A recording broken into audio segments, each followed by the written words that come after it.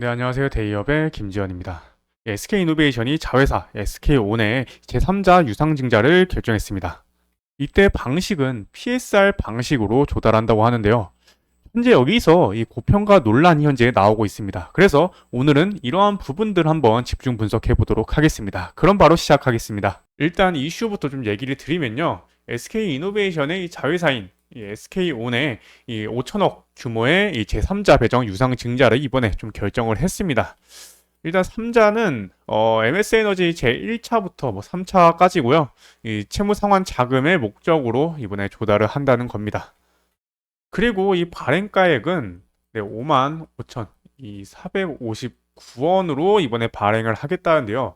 특히 이 앞서 얘기 드린 이 PSR 방식으로 이번에 조달을 한다고 합니다. 이 PSR은 국내 기업이 자본 조달을 위해서 활용 중인 금융 기법이라고 하는데요. 이 주가가 오르면 그만큼 이 차익의 수익을 이제 인식을 할 수가 있다고 합니다. 그러면 이 앞으로의 주가가 더 오를 거라고 예상을 한다라고 하는 게 좀 SK이노베이션 측의 얘기 같은데요. 우리는 여기서 한 두 가지 정도를 생각해 볼 수가 있습니다. 먼저 이 앞으로 이 주가가 오를 거라면 지금 이 저평가가 되었다는 건데 이 부분에 대해서 그쵸 얼마라고 생각했길래 그럴까라는 부분이 있고요. 그리고 이 두 번째는 이 부정적으로 생각했을 때 이 채무 상환을 위해서 이 높은 밸류를 측정했을 수도 있습니다. 그래서 이번에 한번 계산을 해보도록 하겠습니다.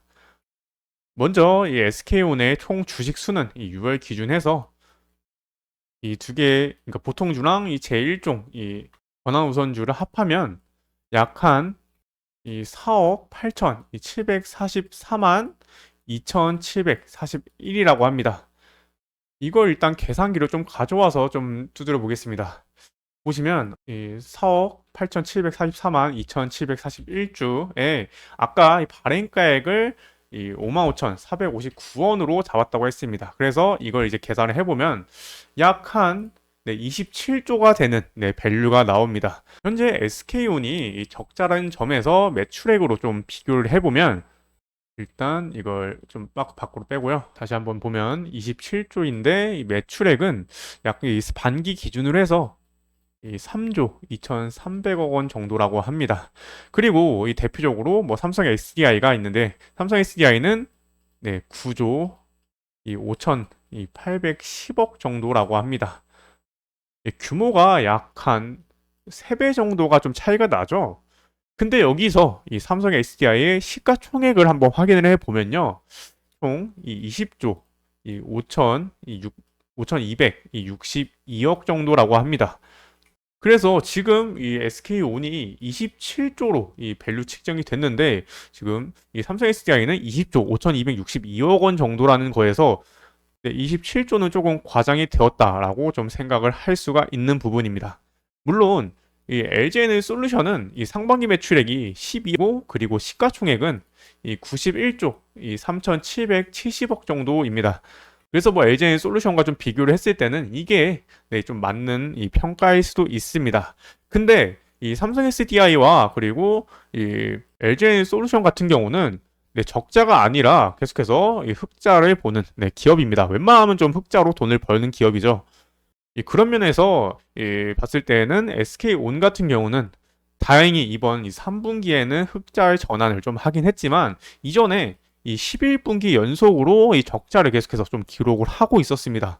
그래서 그런 부분을 보았을 때 이러한 부분들은 조금 고평가된 부분이 있다고 생각을 하고 있습니다. 이게 상장이 되기 이전에 이 밸류가 측정이 된 거여서 좀 다양하게 좀 밸류가 책정될 수 있는 부분이고 앞으로의 이 성장성을 본다면 뭐 2차전지의 성장성은 뭐 계속 좀 올라올 걸로 지금 생각을 하고 있으니까요. 이러한 부분이 좀 밸류가 높게 측정될 수 있는 요인으로 좀 작용이 됐을 수도 있는데 제가 한편으로 좀 걱정이 되는 부분은 이렇게 27조로 좀 높게 밸류 측정을 해서 SK이노베이션의 재무적 부담감만 좀 커지는 결과를 좀 초래할 수 있기 때문에 이러한 부분들 제가 좀 우려하는 부분이라서 한번 좀 참고를 하시라고 얘기를 드렸습니다. 그래서 일단 SK이노베이션의 주가를 좀 확인해 보면요. 최근 일단 2일간은 이 트럼프의 대통령 당선 이슈로 이러한 좀 결과를 좀 보여주었습니다. 그런데 제가 다른 영상에서도 계속 좀 보여드렸듯이 이 IRA 법안 관련해서는 절대 좀 폐지가 되기는 좀 어렵다고 생각을 하고 있고요. 축소는 어느 정도 조금 가능할 수 있다라는 생각을 좀 하고 있습니다.